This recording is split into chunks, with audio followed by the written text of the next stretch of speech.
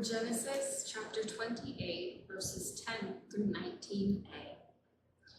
Jacob left Beersheba and went toward Haran.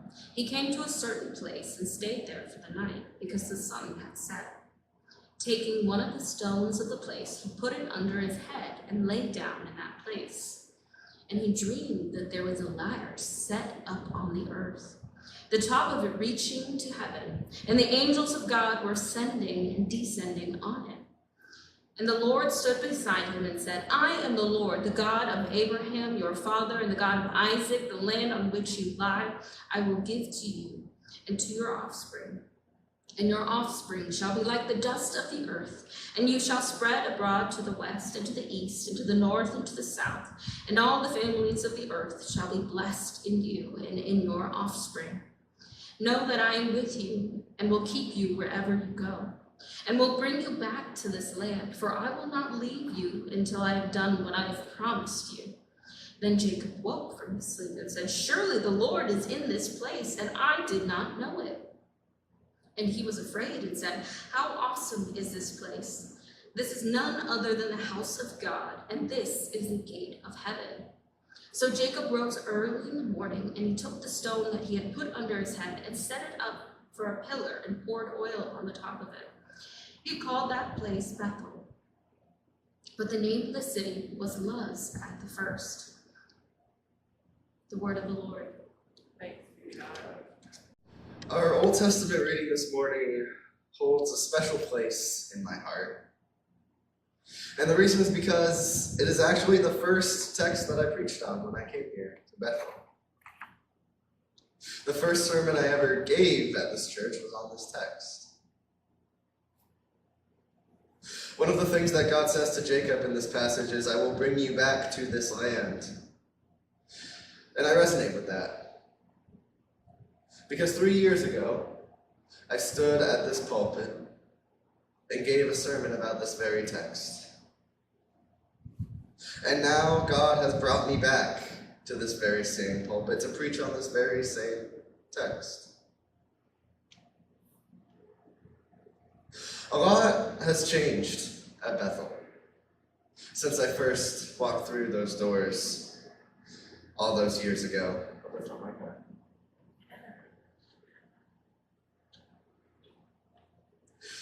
But one thing hasn't changed. God is still here. And God is still at work. God is at work in our hearts, in our minds, in this congregation, in this community. God is still at work. The sermon text this morning concerns Jacob, one of 3 patriarchs of Israel and the grandson of the first patriarch, Abraham.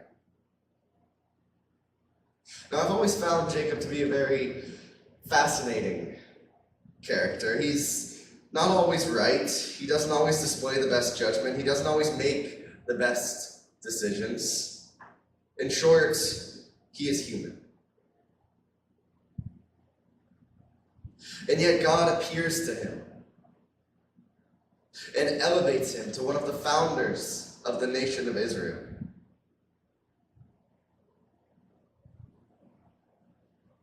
In this passage, God meets Jacob in the present, and he promises to provide for Jacob in the future.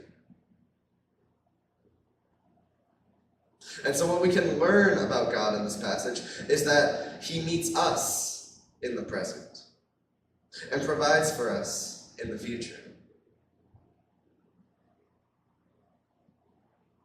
See, where we find Jacob at the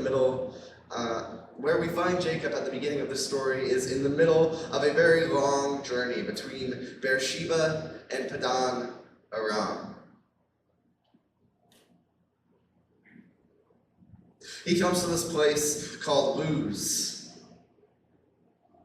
and he stops there to rest. By the end of the passage, the place will come to be known as Bethel, the house of God.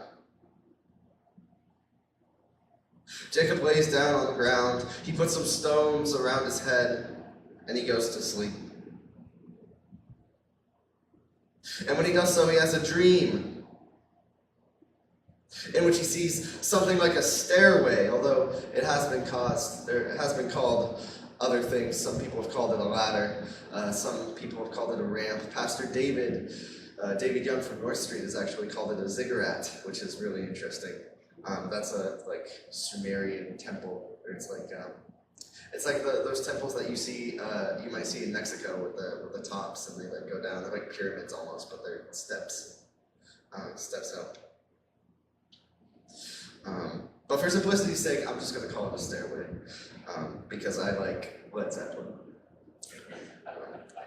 You're never going to be able to do a sermon on this text without mentioning Led Zeppelin. We should do that, Kevin. Do you know how to play Led Zeppelin on the piano? That would be Stairway to Heaven. That would be great. The bottom of the stairway is on the earth, on the grimy, dusty, dirty desert floor, and the top is in heaven. There are angels ascending and descending on it, going up to receive instruction from the Lord and then coming back down to carry that instruction out.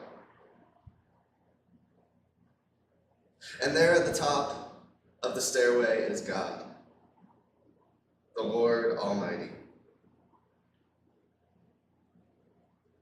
It's a common theme in the Bible where in the midst of our struggles, in the midst of our strife, in the midst of our discomfort, God is there, beckoning us to lift our eyes upward towards God. It's kind of like that tree in the back, actually. If you look at it, the roots are in the ground, but the top is extending upwards towards heaven. And that is the orientation that the Bible asks us to have. Though we may be on the earth, our hearts are oriented toward God.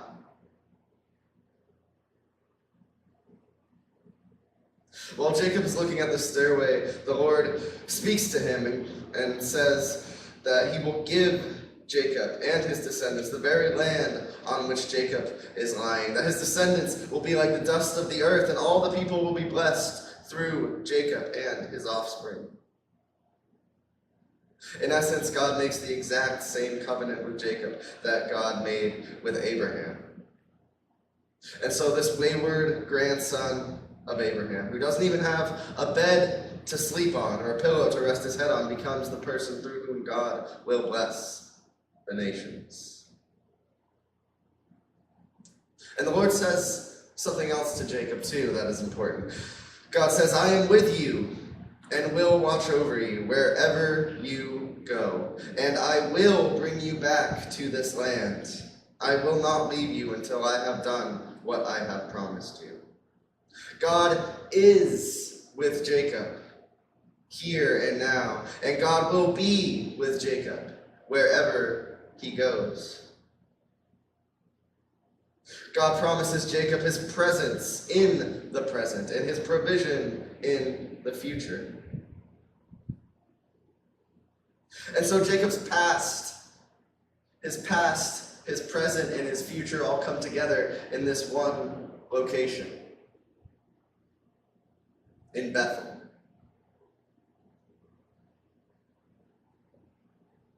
But it's not just his present that is tied to a physical location. It is his past and his future as well. You see, Jacob's past lies in Beersheba, where he's coming from. Beersheba was a place of prosperity for both his father, Isaac, and his grandfather, Abraham. In fact, the prosperity that his father and grandfather experienced in this place because of the Lord was so evident that foreign rulers took notice. In Genesis 21, Abimelech, the king of Gerar, goes to Abraham and says, God is with you in everything you do. Now swear to me before God that you will not deal falsely with me or my children or my descendants. A king is coming before an immigrant and asking him to have mercy.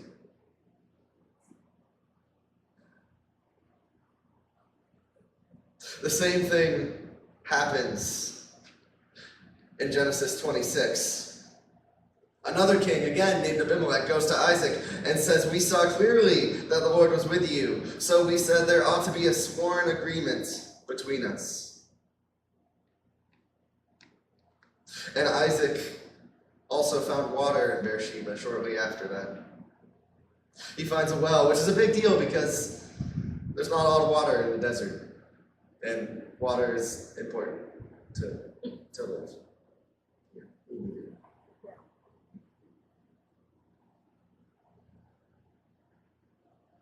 It's amazing how God elevates people in lowly positions and humbles people in elevated positions.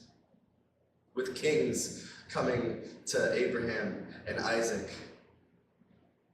Kings coming to strangers in a strange land and asking them to make a treaty with them for the sake of the kings, for the sake of their people.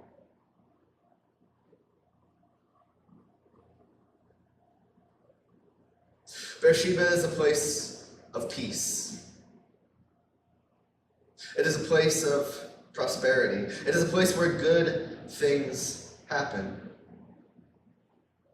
But it's also a place where Jacob faced some very real challenges and family dysfunction. You see, his parents both had favorites. His brother Esau was his father's favorite, possibly because Esau was a hunter and Isaac liked to eat meat. But Jacob was his mother's favorite. And that probably created some real tension in the family. As an example from my life, I have an uncle who is a Republican and another uncle who is a Democrat. And sometimes when I'm with them, I like to stir the pot just a little bit and bring up some political topic in passing and see what they have to say about it. And I actually like it. I find it really interesting. There's some real spirited discussion that takes place at these family gatherings. But I have noticed that it does make some other family members somewhat uncomfortable. Christmas and Thanksgiving can get a little awkward sometimes. And so maybe that's something like the situation Jacob faced at home as well. Maybe Christmas and Thanksgiving for Jacob was difficult.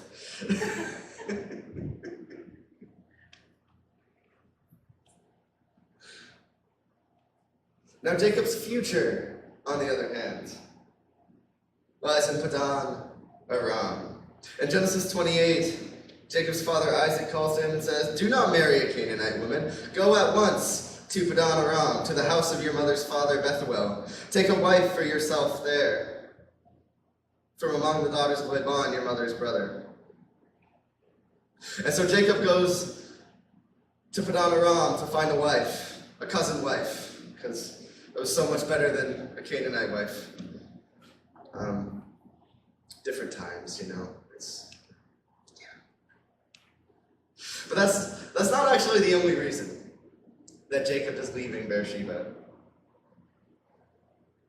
He's leaving because in Genesis 27, Jacob made one of those questionable decisions I was talking about, and he tricked his father into giving him a blessing that was meant for his brother Esau, and then Esau was none too happy and decided he was going to kill Jacob. And so Jacob's mother wisely said, "You should probably lay low for a little bit." And so now Jacob is on the run. He doesn't know when or if his brother Esau will ever forgive him for what he did. He doesn't know when or if his family will ever be whole again. In ancient times, gods tended to be local and familial. This is why entire households were baptized in the book of Acts. People worshipped the god or gods that the head of their household worshipped.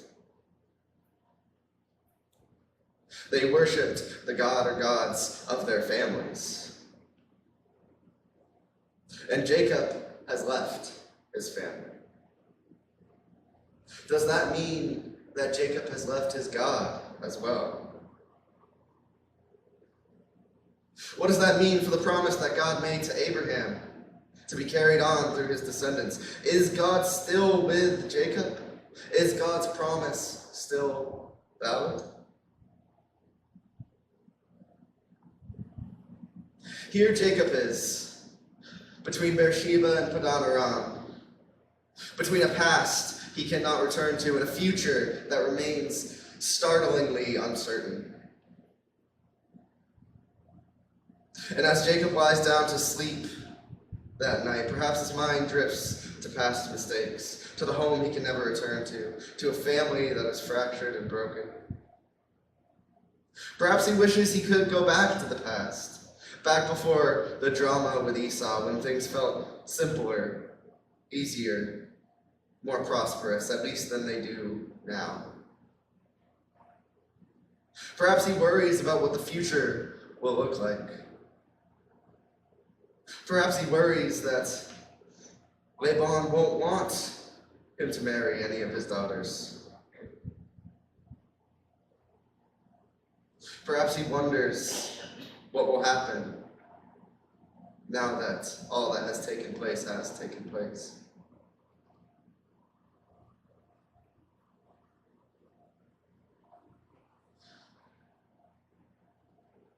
The past is a tricky thing. Some people want to return to it. Some people want to flee from it, and just about everybody has a reason to want to do both. Jacob certainly did. But for some people, the urge to do one outweighs the urge to do the other. And so whether we long to return to the past or we long to be free of it, God is here, meeting us where we're at in the present. Perhaps we desperately want to leave our pasts behind, but for one reason or another are finding it difficult to do so. But perhaps we want to return to the past because it feels safer and more secure than the present. Some of us here remember a time when this church had 100 people. I've only been here 3 years, and I remember a time when the pastoral staff was twice what it is now. There's a real grief there for many of us. And perhaps even a feeling that things were better then. And perhaps a longing to return to the way things were. But this passage declares God does not only work in the past. God works in the present. God's presence in this church did not decrease with the amount of people coming each Sunday morning. God's presence in this church did not decrease when the size of the staff decreased. God's presence is here. And it is just as powerful as it has ever been.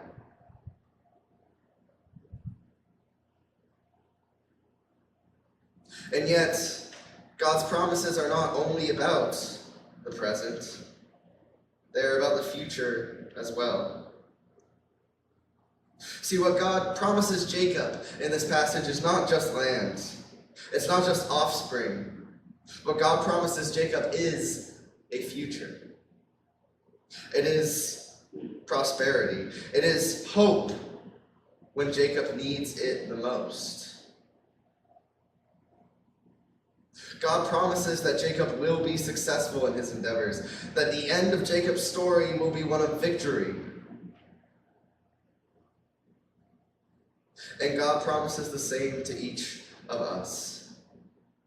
That so long as we remain in Christ and Christ in us, the end of our story is a happy one. That the future is bright. Now, this does not mean, as I'm sure some of you are already thinking, this does not mean that we will not encounter hardship or pain or suffering. It doesn't mean that for us, and it didn't mean that for Jacob. Jacob had some tough times ahead of him after this passage. His uncle Laban takes advantage of his labor, overworking him, tricking him into marrying a woman he didn't actually want to marry. His wife Rachel dies in childbirth. His favorite son, Joseph, gets beaten and sold into slavery by his other sons. Jacob has some tough times ahead of him, for sure. But through it all, God was with him. And ultimately, God did fulfill his promises to him. So much so that when Jacob looks back on his life in Genesis 31, verse 5, he can say, "The God of my father has been with me."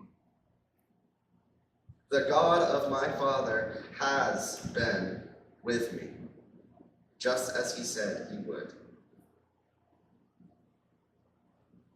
Jacob's own life, his own testimony, confirms what God said all those years ago, that God was with him, and is with him, and will be with.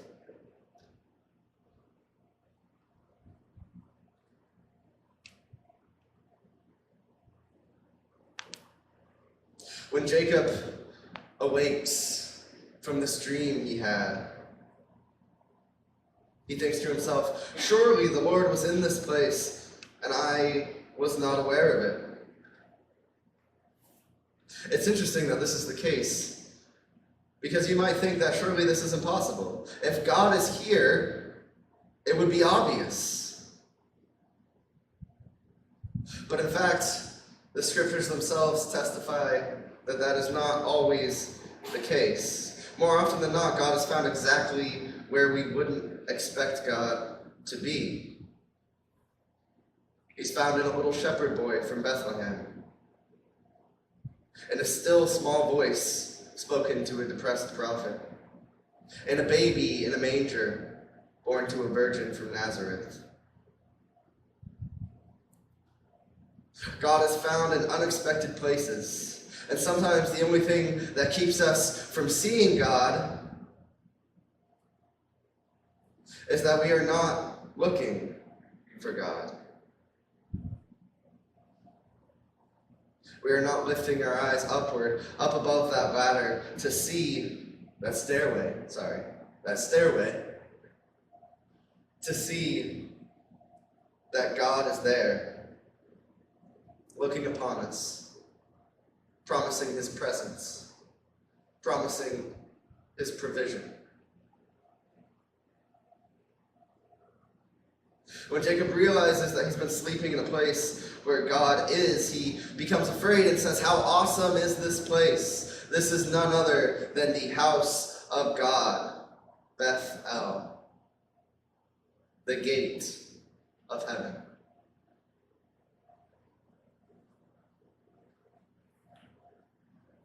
See, the idea here is that God has space, and earth has space, and this is a place where God's space and earth's space overlap. And so Jacob sets up a stone to mark the place as sacred, a place where heaven meets earth. And he calls the place Bethel. It is often the case that places where God meets people become holy sites. When God appears to Moses in the burning bush, God tells Moses to take off his shoes, for the ground he is standing on is holy. But that's not because that's the only place God was going to be. God goes with Moses to Egypt and back. God is with Moses all the days of his life, and the same is true with Jacob. God is with Jacob in Padan Aram in his struggles with Laban. God is with Jacob when he returns to Bethel. And God was with Jacob before when he was in Beersheba. So what makes this place so special that Jacob would designate it as sacred? It's because Bethel was the place where Jacob realized that God was with him. Bethel was the place where God made his presence known to Jacob and promised Jacob that he would be present with him going forward. This is a powerful thing. This gave Jacob the courage to face the future, even though it was uncertain. It gave Jacob the courage to endure the hardships that he had to endure.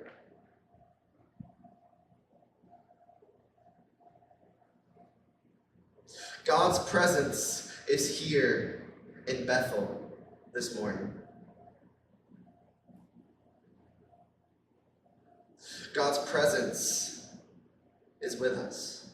God's Spirit moves among us. Even now, God's Spirit moves among us. God has been with us. God is with us. And God will be with us. So let us thank God for the things that God did in the past. Let us praise God for being present with us in the present. And let us trust God with our future, knowing all the while that the Lord is faithful. The Lord will provide. The Lord will never leave us, nor forsake us. And the Lord will do all he has promised he will do.